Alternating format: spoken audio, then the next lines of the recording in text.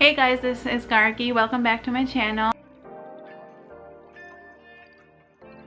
I hope you are all doing well. So today I will be discussing about conceiving, trying to conceive. So right now I am 9 months postpartum and I conceived on January 2019. I have my diary with me, and so I have written down a few stuff to the points to tell so I don't forget. I will jump right into it.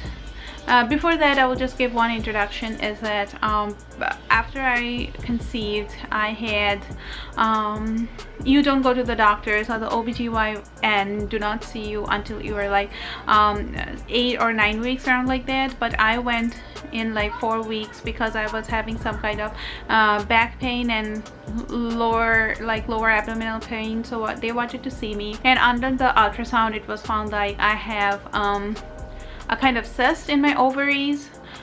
It's like called an endometriosis or a chocolate cyst, where when you have your period, the blood comes out and accumulates on the outer lining of the uterus or around the ovary. So I knew that I was having a endometriosis, but before that I had no idea that I had endometriosis. So yeah, let's get started.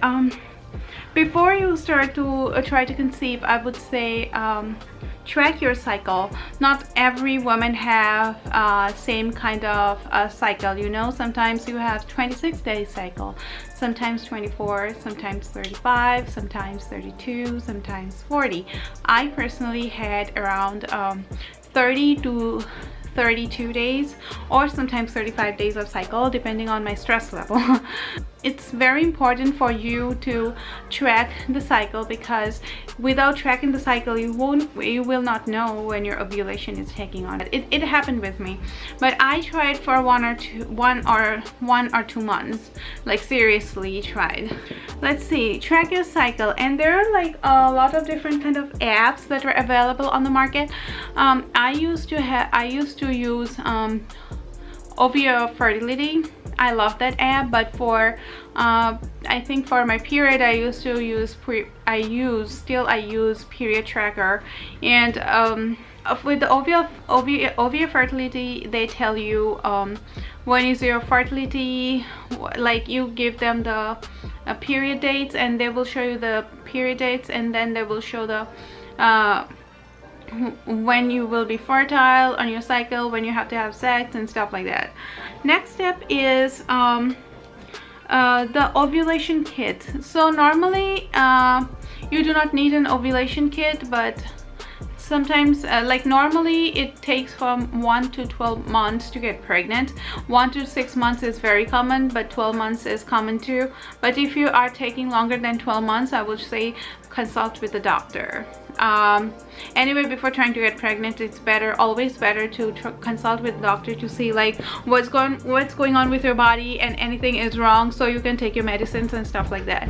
But for endometriosis and PCOS, I think like it's always better that we always gain weight. So it's always better for us to eat healthy. It's always better for all of us to eat healthy, but it's not possible, right? But when we are trying to get pregnant, it's better, like people with PCOS or endometriosis, try to reduce our weight, because we tend to gain so much weight, and they always, like my weight is always on my stomach and my hips and my stuff like that. So it's better always to lose our weight, right? I was trying to lose my weight, and I lost my weight, but I didn't know that I had endometriosis, so it was really new to me. But if you know that you have those kind of stuff, it's better that you eat healthy and you lose weight before you try to get pregnant. So for the ovulation kit, it's better, like I used to use the clear blue ovulation kit, the digital one, and the Easy Home Easy Home ovulation kit, because these are like, this comes in like packs like this, and it's like it has a small like one strip, and you dip it in the urine. It comes like a blue color, and if it depends on the color, if the color is like a very deep, then it seems like you are having LH surge and stuff like that. But and what I did was So these things are so expensive. I used to like see if I am having a late surge from those cheap tests, then I would if I saw that mine is deeper, then I would like go and do the test. So here you would see like the LA surge, you would see like there is like the smiley face or the no LA surge. So when the smiley face comes, you know that it's time to baby dance. So baby dance is in the trying to conceive phase. It says baby dance is equals to sex. So yeah, you can have sex. You do not have to have sex for long 2 weeks. Like your period ends, then you have to have sex for all the days for 2 weeks till it leads to your period again. If you like having sex, you can always have sex, but it's not recommended, or it's not necessary to have sex every day. But it will increases your chance if you really have sex not each and every day, I'm sorry, every other day. So your period ends and you have sex every other day till your period begins. But you will have very low chance if you think I will only have sex during my ovulation day. Because you know why? Because when the egg is released in our body, the egg has a very small lifespan. It's most likely it will be there for 12 hours or less. But the sperm can be inside the body for days, maybe 5 days, or I don't know how long. But if the sperm is inside the body and the egg is released, it's highly likely that your chance of conceiving increases. It's highly likely that you will conceive in that cycle, right? So I would suggest, what I did was I would have sex every other day after my period, and 3 days in a row on the day of the ovulation, after the day of the ovulation, before the day of the ovulation. Because I used to do this test, so I knew when I was ovulating. Or I had another test, I don't have that with me because I used all of them. It says on the pack that it is peak or high. You can use those two. When it's the peak day, you have sex. When it's high, you have sex. And then I think when you're ovulating, it's the peak. On the other 2 days, it's the high. So you have to figure it out. You know your body the best. Before this, I had no idea about my body at all. Like, I didn't even know this kind of things used to happen. Like, I don't know what I was thinking. Charting or ovulation is so important because that is when things happen. Because if you miss that window, you miss that month. Because sometimes women don't know when they're ovulating, and they keep on trying, and they try on the different days, and they get so frustrated, and they didn't try on this day that was happening. That's the ovulation day. And next I will come like take prenatal vitamins. Prenatal vitamins are very important. My doctor told me to take prenatal vitamins as soon as I got to see her around like October of 2018. But I was taking it before that. I was taking it for like 8 or 9 months.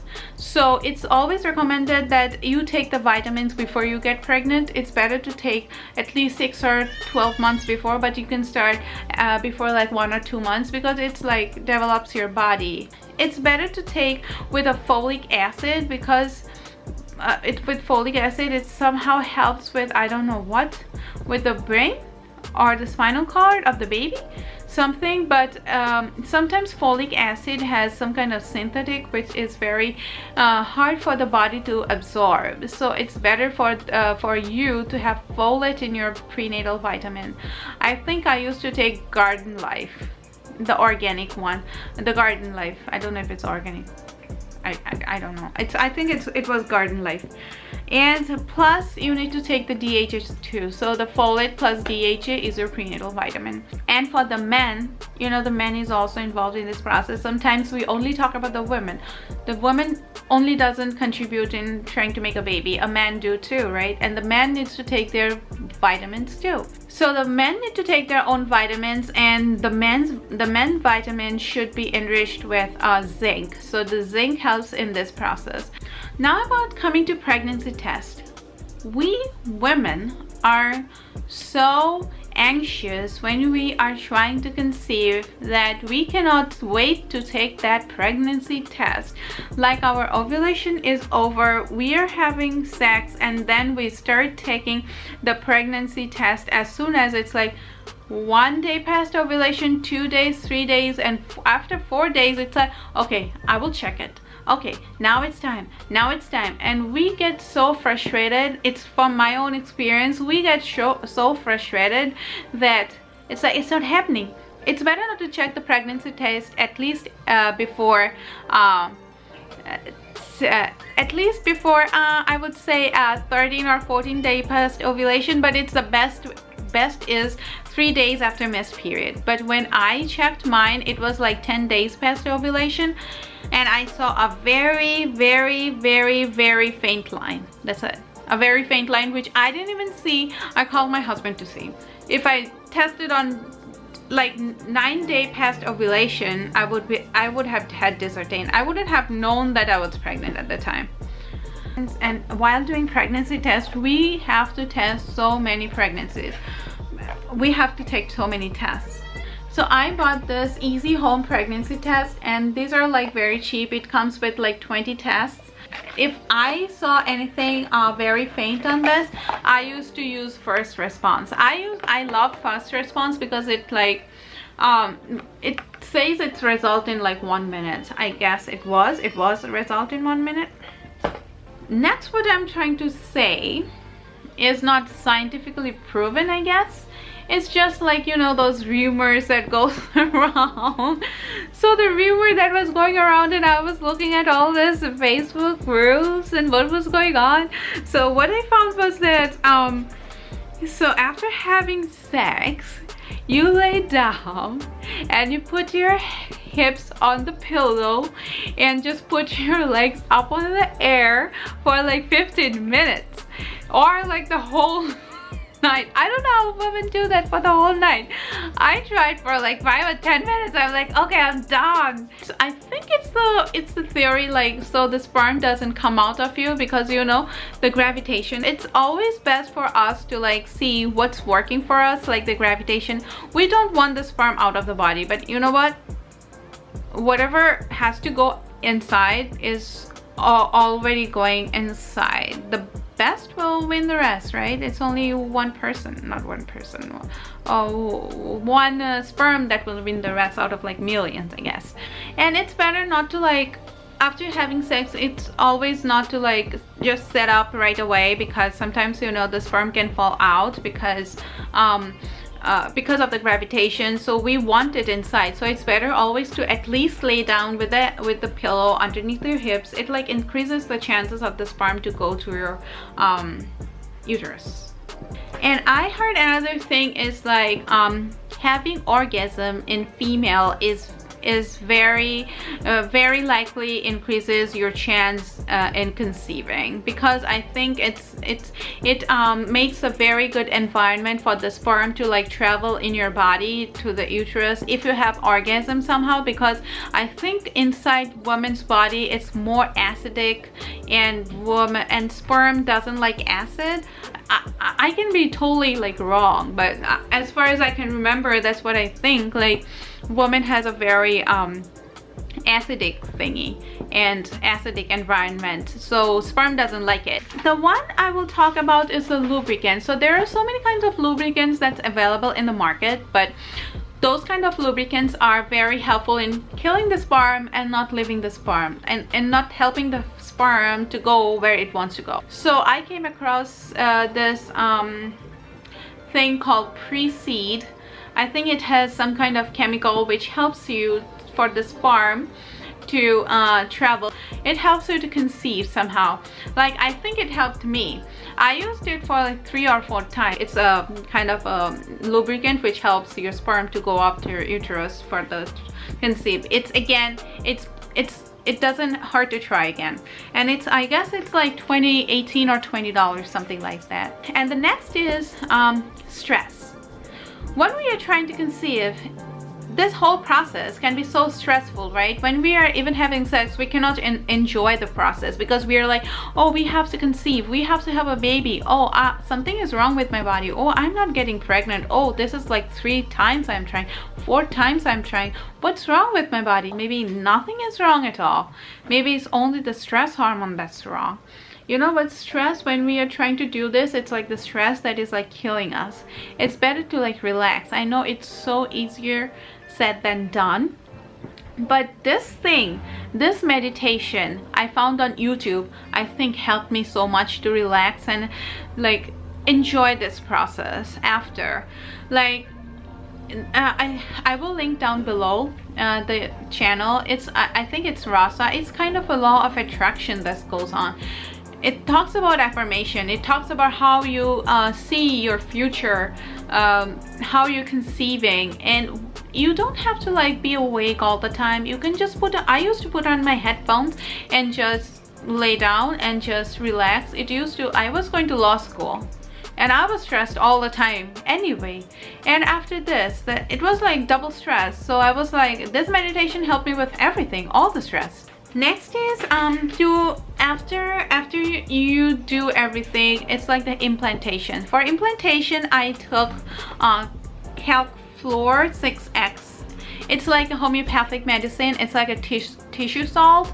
You can consult your doctor. I didn't consult any doctor. I just took it because it was like a calcium. It's good for your hair, your nails. It also supports development of your embryo, and it directly supports implantation. So I thought that why not? I don't remember how many. I think I used to take like 2 or 3 little tablets. They have very little. Then you can try to keep yourself warm. It also helps you with implantation, like put socks on if you have cold feet, stuff like that. I always used to have cold feet, so I used to put my socks on. And next, just my opinion is like, just try to rest and relax. I'm not telling you to lay down on the couch and watch TV all day, because I didn't. I was moving all the time, but you can move. It's something as well.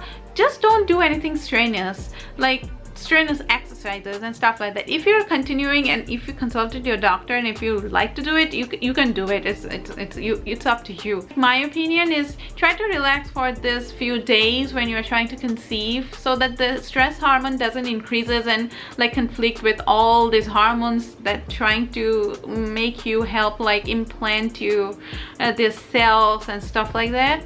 It's better to like take a deep breath, relax, take a walk, just don't do anything strenuous. Yeah, I guess this is what that's what is my recommendation for trying to conceive. Thank you for watching, and I hope you all the best in your trying to conceive journey. And I would suggest there are some few groups on Facebook trying to conceive. You can join them. It's like, you know, it's a mental support that you need during this time, and sometimes you feel very alone in this, and I understand. You can go on those groups. There are so many women, and you will not feel alone. I hope that you are blessed with a little baby, a little healthy baby. And if you really like my video, please subscribe, comment, like, and don't forget to share, and also don't forget to click the bell notification. Till then, please take care and be safe. Bye.